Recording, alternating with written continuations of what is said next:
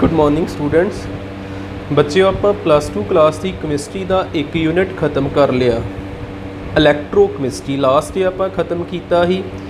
ਤੁਹਾਨੂੰ पिछले दिन मैं कुछ प्रॉब्लम भी सेंड कीतियां ही, कई बच्चों ने तो सॉल्व कीतियां पर सारिਆਂ ਦਾ सही रिजल्ट नहीं आता।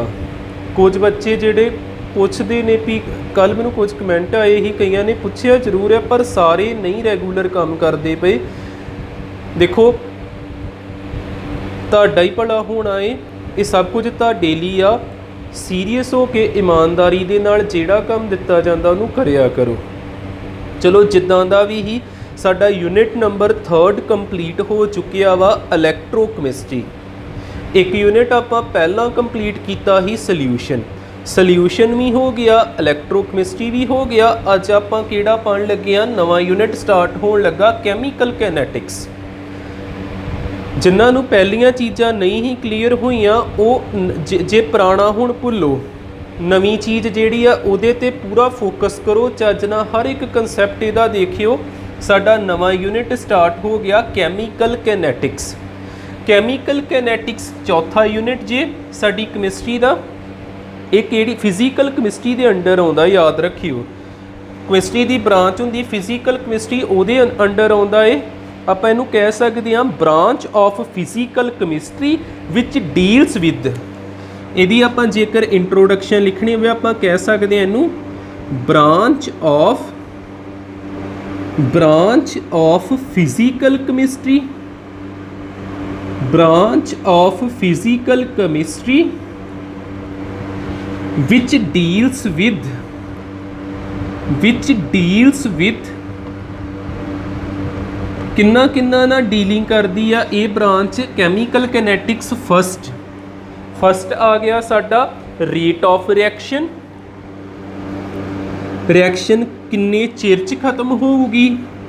ਰੇਟ ਆਫ ਰਿਐਕਸ਼ਨ ਇਹਦੇ ਨਾਲ ਡੀਲ ਕਰਦੀ ਵੀ ਰਿਐਕਸ਼ਨ ਸਲੋ ਵਾ, ਫਾਸਟ ਆ, ਮੋਡਰੇਟ ਆ, ਸਾਨੂੰ ਪਤਾ ਲੱਗ ਜਾਂਦਾ। ਸੈਕਿੰਡ ਸਾਨੂੰ ਪਤਾ ਲੱਗ ਜਾਂਦਾ ਵਾ ਫੈਕਟਰ ਵਿਚ affect rate of reaction. factors which affect rate of reaction दो चीज़ां हो गया। तीसरी चीज़ ये कह सकते हैं किन्ना ना डील करूगी मैकेनिज्म ऑफ रिएक्शन नाल। मैकेनिज्म ऑफ रिएक्शन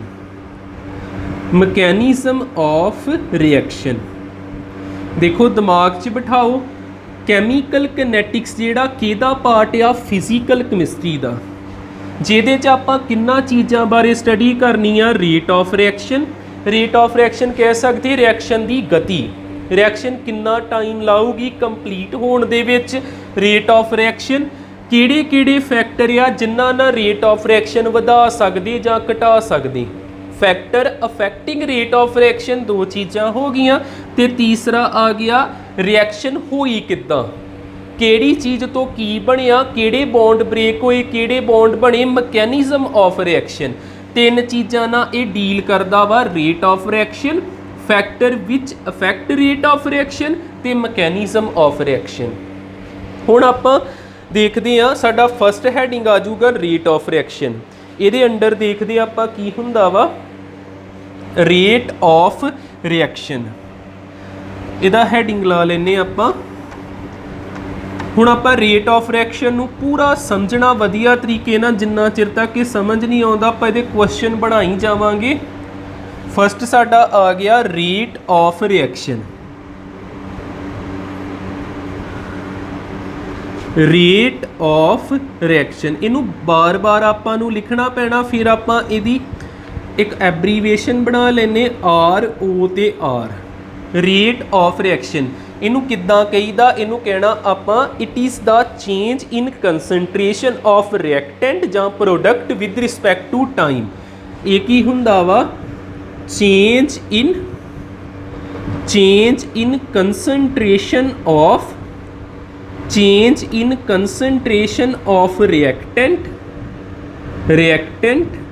रिएक्टेंट दी कंसनट्रेशन विच कोई ना कोई बदलाव आना, प्रोडक्ट दी कंसनट्रेशन विच कोई ना कोई बदलाव आना समय के हिसाब नाल। With respect to time. जिद्दां मैं कोई हाइपोथैटिकल रिएक्शन लिखदा वां A प्लस B तो की बनिया प्रोडक्ट। हुण आ वेखियो जदों टाइम हैगा 0 इहदी कंसनट्रेशन हैगी 1 मोलर, इहदी कंसनट्रेशन हैगी 1 मोलर ते इहदी कंसनट्रेशन हैगी 0 मोलर। जिद्दां समा बदल गया 2 मिनट बीत चुके आ, इहदी कंसनट्रेशन 0 मोलर, इहदी 0 मोलर ते इहदी 1 मोलर हो गई। हुण आ वेखो कंसनट्रेशन च चेंज आया, आ रिएक्टेंट ने, आ साडे की ने रिएक्टेंट समय के हिसाब नाल कंसनट्रेशन च चेंज आउंदा ना, कंसनट्रेशन मैक्सीमम ते कंसनट्रेशन मिनीमम, कंसनट्रेशन मिनीमम ते कंसनट्रेशन मैक्सीमम। इत्थे चेंज की आया, कंसनट्रेशन की होई आ इनक्रीज, इत्थे चेंज की आउंदा, कंसनट्रेशन की होई आ डिक्रीज। बस रेट ऑफ रिएक्शन नूं किदां डिफाइन करना, change in concentration of reactant, जां ते रिएक्टेंट बारे देख लो, जां change in concentration of product with respect to time. समय के हिसाब नाल आपां वेखना भी कोई चीज़ च कितना चेंज आउंदा। ठीक है, ये हो गया रेट ऑफ रिएक्शन की डेफिनेशन जां स्टेटमेंट आपां कह दांगे। हुण आपां पढ़दे आ टाइप्स ऑफ रिएक्शन। देखियो विचे क्योंकि रेट ऑफ रिएक्शन बारे अगे आपां पढ़ते हैं भी किहड़ी रिएक्शन च रेट ऑफ रिएक्शन किदां दा हुंदा। 3 तरह दीयां रिएक्शनस हुंदियां, वैरी फास्ट, मॉडरेट ते वैरी स्लो। जिद्दां साडा हैडिंग आ गया types of reaction, types of reaction. साडे कोल 3 तरह दीयां रिएक्शनस होणगियां। एक आपां कह सकदे हां very fast reaction, very fast reaction. एक साडे कोल होऊगी, दूसरा आपां इनू कह दांगे मॉडरेट रिएक्शन ते एक होनी वैरी स्लो रिएक्शन। एक होनी आ वैरी स्लो रिएक्शन ते एक तीसरी रिएक्शन होनी आ साडे कोल जिन्नू आपां कह दांगे मॉडरेट रिएक्शन। तीसरी साडे कोल एक रिएक्शन होगी जिन्नू आपां कह Dange moderate reaction, moderate reaction. हुण वैरी फास्ट रिएक्शनस हुंदियां वा ज़्यादातर आयनिक रिएक्शनस। एग्जाम्पल याद रखियो, वैरी फास्ट रिएक्शनस किहड़ियां हुंदियां, आयनिक रिएक्शनस।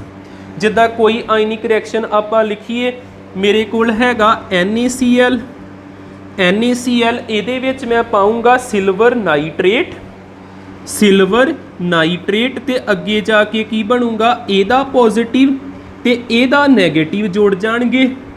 AgCl, Ag दे उपर चार्ज हुंदा वा +1 ते Cl दे उपर चार्ज हुंदा -1, तां करके इत्थे कोई नंबर नहीं आऊगा। ये बनदे प्रेसीपीटेट PPT। ते एक होर चीज़ की बननी, इहदा पॉजिटिव ते इहदा नैगेटिव NaNO3। ते ये रिएक्शन किन्ने चिर च कंप्लीट हो जाती है, 10⁻⁻6 सैकेंड दे विच। देखो ये नैगेटिव दे विच दिता, ये बड़ा घट समा वा, 1 सैकेंड का किनवा हिस्सा वा 1 लाख हिस्सा, भी बड़ा छोटा टाइम हुंदा ये। फिर इहदा आपां रेट ऑफ रिएक्शन कढ ही नहीं सकते क्योंकि ये तो पता ही नहीं लगा कदों कंप्लीट होगी, बड़ी फास्ट रिएक्शन हुंदी। फिर आपां कह सकते हैं इहदा rate of reaction cannot be determined practically, भी सानू ये लभ नहीं सकता, ये बड़ी जल्दी कंप्लीट हो जाती। रेट ऑफ रिएक्शन किन्ना दा लभदा हुंदा, स्लो रिएक्शनस दा, स्लो रिएक्शन दा लभदा, वैरी स्लो दा नहीं लभदा। स्लो मॉडरेट ही हुंदियां ने, मॉडरेट रिएक्शन नूं स्लो रिएक्शन भी कह सकते। हुण वैरी स्लो रिएक्शन जिद्दां आपां कोई देखिए, रस्टिंग ऑफ आयरन मैं कहां एग्जाम्पल दे विच, वैरी स्लो दे विच मैं कहा रस्टिंग ऑफ आयरन। लोहे नूं जंगाल जदों लगदा वा, ये कुछ दिनां च ते लग नहीं जांदा, महीने साल लग जाते आ। फिर आपां इन्ने साल किद्दां वेट करिए भी कदों रिएक्शन खत्म होगी, फिर इन्हां दा भी रेट ऑफ रिएक्शन आपां नहीं पता कर सकते। रस्टिंग ऑफ आयरन की एग्जाम्पल की हुंदी ही, Fe2O3 XH2O ਤੇ ਕੀ ਬਣ ਜਾਂਦਾ ਸੀ Fe2O3.XH2O ਇਹ ਬਣ ਗਿਆ ਰਸਟ ਤੇ ਇਹਨੂੰ ਈਅਰਸ ਲੱਗ ਜਾਂਦੇ ਨੇ ਇਹ ਚੀਜ਼ ਹੁੰਦੇ ਹੁੰਦੇ ਆਪਾਂ ਕਹਿ ਸਕਦੇ takes years to complete takes ਇਹਨੂੰ ਕਿੰਨੇ ਸਾਲ ਲੱਗਣਗੇ ਟੇਕਸ ਈਅਰਸ ਟੂ ਕੰਪਲੀਟ ਤੇ ਫਿਰ ਆਪਾਂ ਇਹਦੇ ਬਾਰੇ ਵੀ ਕਹਿ ਸਕਦੇ ਹਾਂ देयरफॉर ਰੇਟ ਆਫ ਰਿਐਕਸ਼ਨ ਮੈਂ ਤੁਹਾਨੂੰ ਕਹਿੰਨੂੰ ROR ਹੀ ਪਾ ਲਿਆ ਕਰਿਓ can't be determined practically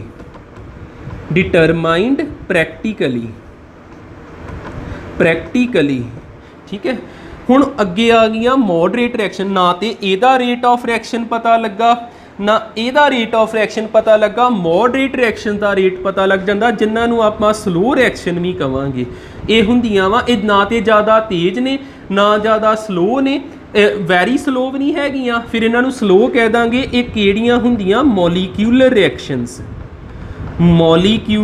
reactions ਇਹਨਾਂ ਦਾ ਰੇਟ ਆਫ ਰਿਐਕਸ਼ਨ ਆਪਾਂ ਪਤਾ ਕਰ ਸਕਦੇ ਜਿਵੇਂ ਐਗਜ਼ਾਮਪਲ ਦੇ ਵਿੱਚ ਮੈਂ ਕਹਾਂ ਅਮੋਨੀਆ ਜਿੱਦਾਂ ਆਪਾਂ ਬਣਾਉਨੇ ਹੀ ਨਾਈਟ੍ਰੋਜਨ ਪਲੱਸ ਹਾਈਡਰੋਜਨ ਤੇ ਕੀ ਬਣ ਜਾਂਦਾ ਸੀ 2NH3 ਅਮੋਨੀਆ ਬਣ ਗਿਆ ਤੇ ਇਹਦਾ ਰੇਟ ਆਫ ਰਿਐਕਸ਼ਨ ਜਿਹੜਾ ਵਾ ਉਹ ਮੈਜ਼ਰ ਆਪਾਂ ਕਰ ਸਕਦੇ ਹਾਂ ਵੀ ਇਹਦੇ 'ਚ ਇਦਾਂ ਹੀ ਹੁੰਦਾ ਨਾ ਮੋਲੀਕਿਊਲਰ ਦੇ ਵਿੱਚ ਵੀ ਆ ਜਿੱਦਾਂ ਨਾਈਟ੍ਰੋਜਨ ਆ ਇਹ ਇਦਾਂ ਜੁੜਿਆ ਹੁੰਦਾ ਆ ਬੌਂਡ ਟੁੱਟਦੇ ਨੇ ਹਾਈਡਰੋਜਨ ਇਦਾਂ ਜੁੜਿਆ ਹੁੰਦਾ ਤੇ ਅਮੋਨੀਆ ਦੇ ਵਿੱਚ ਇਸ ਤਰ੍ਹਾਂ H ਜੁੜੇ ਹੁੰਦੇ ਇੱਥੇ ਕੀ ਹੁੰਦਾ ਆ ਜਿਹੜੇ ਬੌਂਡ ਆ ਇਹ ਬੌਂਡ ਕੀ ਹੋਣੇ ਬ੍ਰੇਕ ਹੋਣੇ ਤੇ ਇਧਰ ਬੌਂਡ ਕੀ ਹੋਣੇ ਫਾਰਮ ਰਿਐਕਸ਼ਨ ਦੇ ਵਿੱਚ ਇਦਾਂ ਹੀ ਹੁੰਦਾ ਪੁਰਾਣੇ ਬੌਂਡ ਟੁੱਟਦੇ ਤੇ ਨਵੇਂ ਬੌਂਡ ਬਣਦੇ ਨੇ ਫਿਰ ਆਪਾਂ ਇੱਥੇ ਇੱਕ ਚੀਜ਼ ਲਿਖ ਸਕਦੇ ਹਾਂ ਵੀ ਇਹਦਾ ਰੇਟ ਆਫ ਰਿਐਕਸ਼ਨ ਆਪਾਂ ਮੈਜ਼ਰ ਕਰ ਸਕਦੇ ਹਾਂ therefore rate of reaction measure ਹੁਣ ਆਪਾਂ ਅੱਜ ਕੀ ਸਿੱਖ ਕੇ ਚੱਲੇ ਆ ਨਾ ਤੇ very fast reaction the rate of reaction ਪਤਾ ਲੱਗਦਾ ਨਾ very slow reaction the rate of reaction ਪਤਾ ਲੱਗਦਾ ਸਿਰਫ ਸਲੋ ਰਿਐਕਸ਼ਨ ਦਾ ਜਾਂ moderate reaction the rate of reaction ਪਤਾ ਲੱਗਦਾ ਜਿਹਨੂੰ ਆਪਾਂ ਕੀ ਕਹੀਦਾ ਮੋਲੀਕਿਊਲਰ ਰਿਐਕਸ਼ਨ ਵੀ ਕਹੀਦਾ ਠੀਕ ਹੈ ਆਪਾਂ ਅੱਜ ਕੀ ਪੜ੍ਹਿਆ ਵਾ ਆਪਾਂ ਅੱਜ ਨਵਾਂ ਯੂਨਿਟ ਸਟਾਰਟ ਕੀਤਾ